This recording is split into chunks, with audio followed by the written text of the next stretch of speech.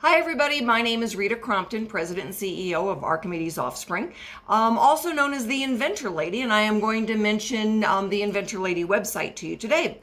But this is the first step, all right, in our at-home invention convention program, and we really want to be able to kind of advise you guys on, as we go through this first step, how do you identify your project? All right.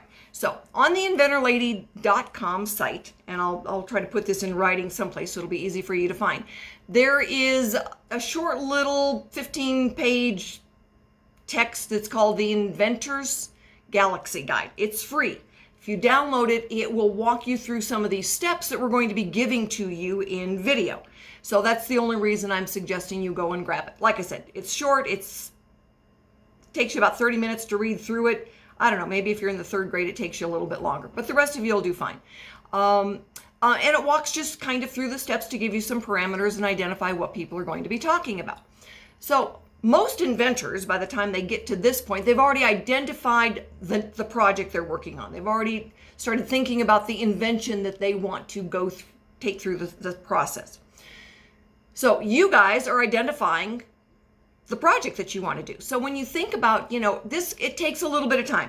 But if you focus on it, it's like, all right, maybe it was something that happened to you last weekend. Maybe it was washing the dog or playing a game and you said, oh, let's do it this way. Think of what you can change about something that you do around the house, in the yard, at school. With all this stuff going on, you may have a new idea for how do you keep your hands clean. How do you blow your nose without using a Kleenex? So something that you can come up with and have some fun with. All right. So once you say, okay, let's solve this problem, not a bad idea if you've got 2 or 3 that you can go and do some research. The easiest place to go do some research, and you might need to get mom and dad to help you out on this a little bit. Do you have something else around the house that does the job better? Okay, let me give you an example. The flashlight. You probably have 2 or 3 of them. My grandsons have flashlights on their phones, but they're clumsy. Yeah, they'll do in a pinch, but the guy who invented the one that wraps around the pole, that was cool. So, and he could patent that. So I'm not looking at things that you can patent, but I'm looking at examples to give you that make a difference. So we're going to give you lots of examples, show you different projects. This little one, you see this one right here? It fits, it's got Velcro right here. Fits on the back of my phone so that I can hold my phone. There are other things that are out there. I've tried them. They slip out. This one is so cool. It's called Lazy Hands. You can buy it on Amazon. I've gone through, I think in the last 10 years, about 3 of them because the elastic stretches out when I use my gloves in the wintertime. But I'll buy a new one every 2 to 3 years. It's great. I can't even imagine trying to hold my phone without having Lazy Hands on the back of it. I have bought these for Christmas gifts for everybody. That's one of the things doing the job I do. My kids always get new inventions for Christmas.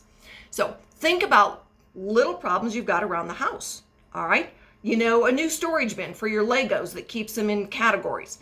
Mom has you go out and clean up doggy doo in the backyard. What's a better way to do it?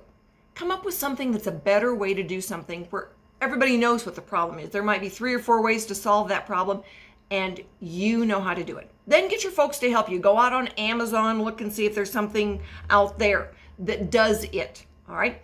Normally what happens is people will find something that is similar, all right, but yours is better. Focus on those things that are better. Write them down. Talk to somebody else on how to write them down if you're not good. Although, when we're looking at 3rd, 4th, 5th, 6th, 7th grade, you should all be able to write down your ideas. Color your ideas. I don't really care. This is what you're going to hand into the teacher. How did you identify the problem? All right. And what research did you do?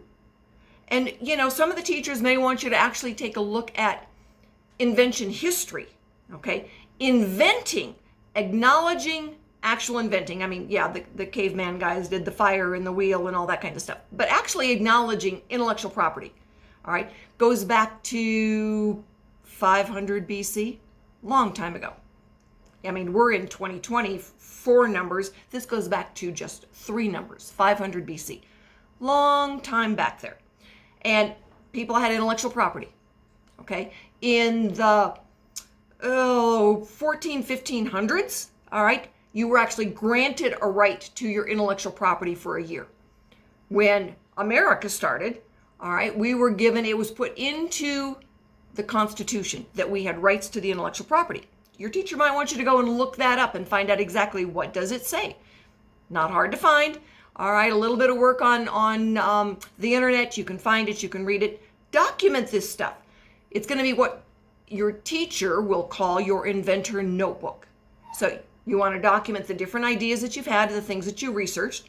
You want to be able to document where you went to look for it. And you might even throw in there, just to impress her, a few of these facts about inventing. All right.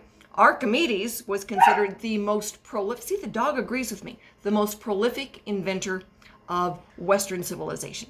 So the name of the company, Archimedes Offspring, we come from good stock. Oh, see, the dog agrees with me. And you can consider her your cheerleader. So what we want you to do is go and take a look at some of the different things that are out there. For some of you older kids, 5th, 6th, 7th grade, you might be able to go actually log into the United States Patent and Trademark Office. It's called uspto.gov is the website, and get into the keyword searches for some of the different patents. You can also go to Google Patents, all right, and do some keywords. See what comes up. And again, document what you find so the teacher knows that you went out there and you were doing some looking around. So this first few days of this assignment, all right, is to go and identify a problem that you see around the house, in the yard, or maybe at school from when you were there. And you know, you're going to go back next fall. See what you can identify and come up with a better solution for. And then go and do some research. Is it out there? All right. A lot of times you find it, move on to your next idea. Do some documentation of it, do some drawings, put it together in Legos, but we're going to talk about prototypes later. Right now, I just want you to really focus on identifying a problem and doing a little bit of research with it. And in the meantime, if you do a little bit of history searching, you'll impress the teacher. My name is Rita, and I will be talking to you again. And if you've got any questions at all about the process, the Inventor Galaxy Guide will help you, but I am willing to help you as well. If you've got some questions, you can put them in an email to your teacher, and she'll send it back to me so that she can share then your question and your answer with everyone in the class. Take care, have fun, be safe.